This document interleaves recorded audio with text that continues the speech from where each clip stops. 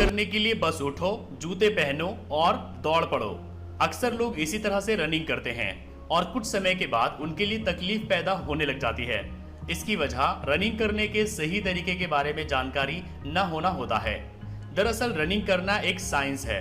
जिस तरह क्रिकेट में टेक्निक अच्छी होने पर बल्लेबाज बिना दिक्कत के लंबी लंबी पारियां खेल सकता है, उसी तरह सही तरीके से की गई रनिंग की वजह से आप लंबा दौड़ सकते हैं, जिससे स्टेमिना भी बढ़ेगा। स्टेमिना जितना ज्यादा होगा उतनी ही देर तक दौड़ने के चांस रहेंगे। सो आज की इस वीडियो में मैं आपको रनिंग की टेक्निक और स्टेमिना बढ़ाने के बारे में बताऊंगा। तो चलिए शुरू करते हैं।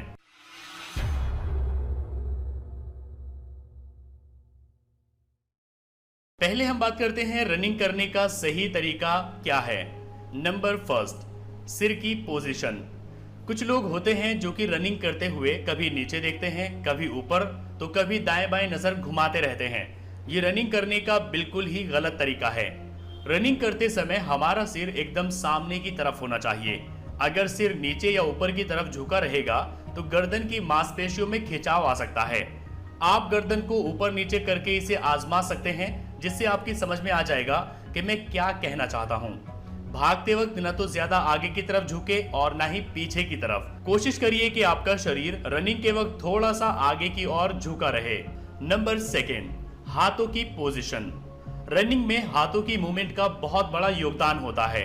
हाथ अगर सही पोजीशन में रहे तो एक सही टेक्निक की वजह से आपकी स्पीड में काफी इजाफा हो सकता है।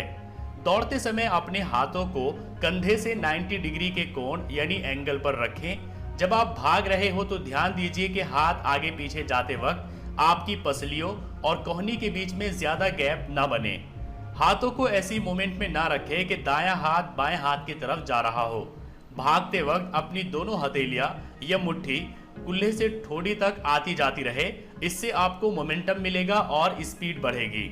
नंबर थर्ड, पैरों की लैंडिंग। ये रनिंग करने का सबसे अहम पहलू माना जा सकता है। ज्यादातर लोगों का रनिंग को लेकर सवाल होता है कि पैर लैंड कराते वक्त पंजों के बल लैंडिंग होनी चाहिए या फिर हील के बल। अक्सर लोग रनिंग करते वक्त पहले हील को जमीन से छूते हैं और फिर उनके पंजे नीचे आते हैं। ये बिल्कुल ही गलत है। हील जमीन पर पहले छूने की वजह से शरीर का सारा भार टखनों के जरिए होता हुआ घुटनों तक आएगा। अगर हम लंबे समय तक इसी तरह से रनिंग करते रहे तो घुटनों में परेशानी आ सकती है। ऐसा ही पंजों की सबसे पहले लैंडिंग कराने पर हो सकता है।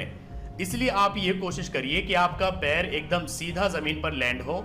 इसकी वजह से शरीर के सभी हिस्सों पर बराबर दबाव पड़ेगा और कोई परेशानी नहीं आएगी। इसके साथ ही सीमेंटेड रोड पर दौड़ने से आपको परहेज करना चाहिए। अब बात आती है पानी पीने और सांस लेने की। दौड़ने से 5-10 मिनट पहले आप थोड़ा पानी अपने हिसाब से पी सकते हैं, लेकिन आपको दौड़ने से पहले ज्यादा पानी नहीं पीना चाहिए। अगर आप ज्यादा पानी पीते हैं तो आपको दौड़ते समय पेट में दर्द हो सकता है। इसके साथ ही आप दिन भर भरपूर पानी पीजिए, क्योंकि दौड़ते समय शरीर में काफी सारा पानी पसीने के रूप में बह जाता है।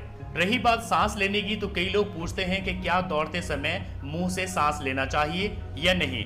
तो मैं आपको बता दूं कि दौड़ते समय कभी भी मुंह से सांस नहीं लेना चाहिए। दौड़ते समय आपको लंबी और गहरी सांस लेनी चाहिए। इससे आप जल्दी नहीं थकेंगे और आप लंबी दूरी तक तेज दौड़ पाएंगे और इससे आपका स्टेमिना भी बढ़ेगा। चलिए हम बात करते हैं रनिंग स्टेमिना बढ़ाने के बारे में। नंबर फर्स्ट, कंटिन्यूटी रखें। कोई भी चीज 2-4 दिनों तक करने से एकदम परफेक्ट नहीं हो जाती। किसी भी चीज में परफेक्शन हासिल करने के लिए उसे लंबे समय तक करना पड़ता है। यही बात रनिंग पर भी लागू होती है। अगर आप स्पीड स्टेमिना बढ़ाना चाहते हैं तो हफ्ते में कम से कम 5 दिन रनिंग जरूर करिए। इस वजह से शरीर की सभी मसल्स एक्टिव रहेगी। रोजाना रनिंग करने से पहले थोड़ी सी स्ट्रेचिंग करिए, ताकि भागने से पहले शरीर की सोई हुई मांसपेशियां पूरी तरह से खुल जाएं। नंबर सेकेंड, हर दिन कुछ एक्स्ट्रा दौड़िए।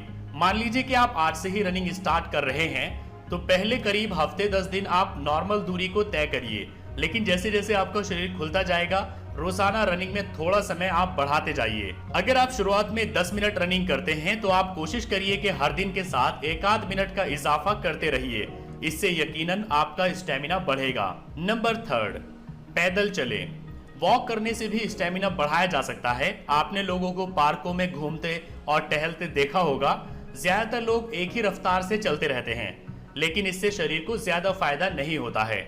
अगर शरीर पर इफेक्ट और स्टेमिना बढ़ते हुए देखना चाहते हैं तो हर चक्कर के साथ आप स्पीड को बढ़ाइए। मान लीजिए कि जिस पार्क में आप जा रहे हैं उसका एक राउंड आप 4 मिनट में पूरा करते हैं, तो अगले राउंड में आपकी कोशिश होनी चाहिए कि वही चक्कर आप 3 मिनट 55 सेकंड में पूरा करें। फिर अगले चक्कर में कुछ और सेकंड कम करिए। अगर आप रोजाना यही तरीका अपनाएंगे तो आपका स्टेमिना जरूर बढ़ेगा। नंबर 4, आराम और खाना। हफ्ते के 7 दिन रनिंग करना ठीक नहीं होता। शरीर को रिकवर होने के लिए समय देना चाहिए। 5 दिन भी रनिंग करना शरीर के लिए अच्छा रहेगा। रनिंग करते हुए आपके पूरे शरीर का वर्कआउट होता है और मसल्स को रिकवर करने के लिए अच्छे हेल्दी खाने की जरूरत भी होती है। इसलिए आप पौष्टिक खाना खाइए ताकि इससे आपके शरीर को फायदा पहुंचे। नंबर 5, अपनी लिमिट को पुश करिए। जब तक आप अपने कंफर्ट जोन से बाहर नहीं निकलेंगे तब तक मनचाहा रिजल्ट आप हासिल नहीं कर सकेंगे। नॉर्मल रनिंग के बाद कुछ 1000 मीटर के लिए तेज भागिए और जब तक भागिए जब तक कि सांस ऊपर न चढ़ जाए। खुद को आप जितना पुश करेंगे उतने ही अच्छे रिजल्ट्स आएंगे। इसके अलावा आपको संयम बना के रखना होगा। सो आई होप कि अब आप समझ गए होंगे कि रनिंग करने का सही तरीका क्या है और आप अपना रनिंग स्टेमिना कैसे बढ़ा सकते हैं। अगर आपको वीडियो पसंद आया है